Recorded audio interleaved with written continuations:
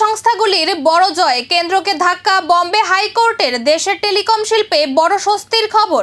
Bharati Airtel এবং Vodafone আইডিয়াকে নিয়ে দীর্ঘদিনের আইনি লড়াইয়ে গুরুত্বপূর্ণ রায় দিয়েছে বম্বে হাইকোর্ট।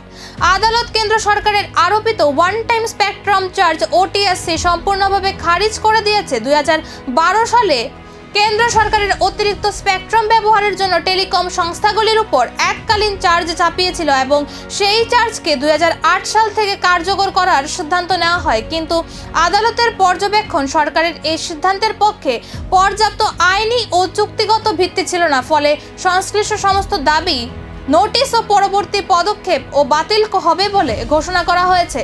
রায়ে আরও বলা হয়েছে, এই বিতর্কিত চার্জের জন্য এয়ারটেল ও ভোডাফোন আইডিয়া যে ব্যাংক গ্যারান্টি জমা রেখেছিল তা দ্রুত ফেরত দিতে হবে। শিল্পমহলের মতে এই রায়ের ফলে দুই সংস্থাই হাজার হাজার কোটি টাকার সম্ভাব্য আর্থিক বোঝা থেকে মুক্তি পেল। বিভিন্ন রিপোর্ট অনুযায়ী সম্মিলিতভাবে 20,000 কোটিরও বেশি টাকার স্বস্তি মিলতে পারে।